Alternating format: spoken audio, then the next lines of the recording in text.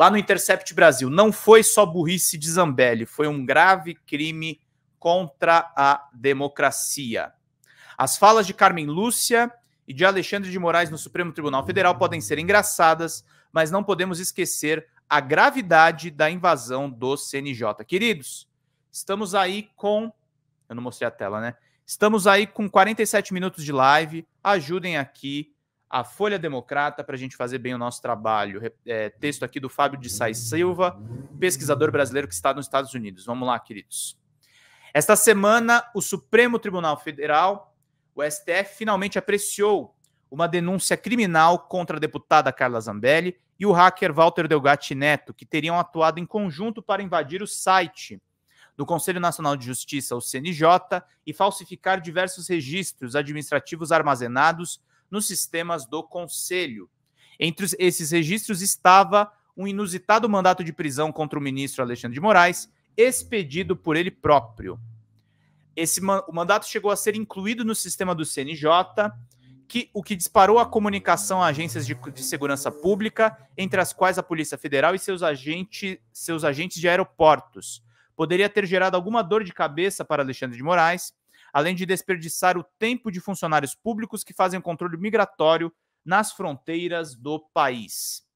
Na sessão em que a denúncia foi apreciada e no final aceita, a ministra Carmen Lúcia disse que, analisando o caso, concluiu ser necessário cautela, não apenas com a inteligência artificial, mas também com a desinteligência natural, dado que seria completamente ilógico que alguém expedite mandato de prisão contra si mesmo.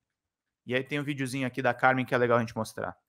Mas quando Vossa Excelência descreve que havia entre as notas, as providências, a possibilidade de Vossa Excelência ter, inclusive, determinado a própria prisão, eu começo a não me preocupar mais só com a inteligência artificial, mas com a desinteligência natural de alguns que atuam criminosamente, além de tudo, sem qualquer tracinho de inteligência. Porque aí, Vossa Excelência, se autoprender por uma falsificação num órgão que é presidido por um colega de Vossa Excelência é um salto triplo, carpado, criminoso, impressionante. Só para acentuar a minha preocupação com a desinteligência natural ao lado da inteligência artificial. Se autoprender, para explicar por quê, né? Que falsificou um mandado de prisão. Mandado de prisão, eu mesmo assinando. Nem Savassandir, que ele não ia se autoprender mandando alguém fazer isso numa falsificação. Claro, né? Bom, Vossa Excelência, sempre muito educada, disse a desinteligência natural. Eu chamaria a burrice mesmo, natural, e achando, né, que isso não fosse ser descoberto. Chamou ela de burra, né? Pedindo desculpas por ser menos polido, Alexandre de Moraes disse que chamaria as coisas por outro nome, burrice mesmo. Recebimento da denúncia parecia inevitável, a autoria e materialidade, requisitos exigidos nessa fase de processo estão mais do que bem estabelecidas. Além da confissão de Walter Delgatti Neto, rainha das provas, dizem os processualistas, há evidências produzidas pela própria Zambelli aqui nas redes sociais, fez questão de documentar os seus esforços para trazer o hacker de Araraquara para o seio das operações bolsonaristas nas eleições de 2022. Como se não bastasse uma cópia do mandado de prisão de Moraes gerado por Delgatti, foi encontrada com Zambelli. Por seu trabalho na invasão do sistema do CNJ, Delgatti ainda teria recebido pagamento em forma escamoteada, em bom português, por meio de laranjas.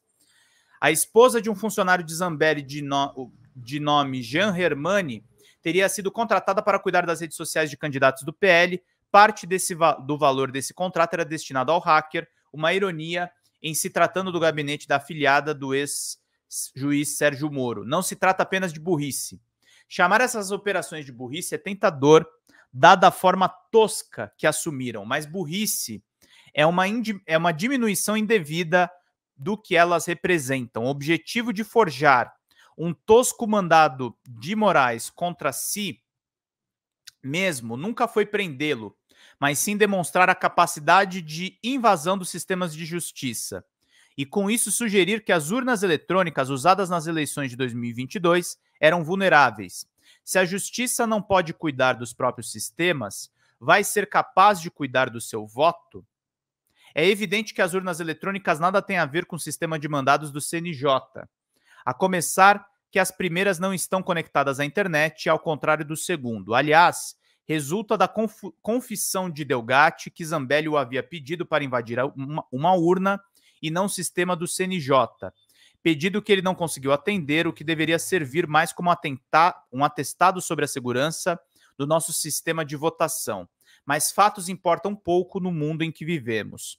E importam menos ainda para o que a Polícia Federal tem chamado de núcleo de desinformação da organização criminosa que visava dar um golpe no país, cujos objetivos principais eram desacreditar as eleições, disseminar entre a população a ideia de que a derrota de Bolsonaro foi fraudulenta e incitar o caos, a fim de justificar uma intervenção dos militares.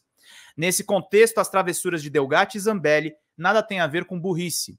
São, isso sim, de grande argúcia, pois foram plenamente capazes de gerar os factoides que intoxicaram os tios de Zap, que acabaram em acampamentos de quartéis e nos quebra-quebras do 8 de janeiro.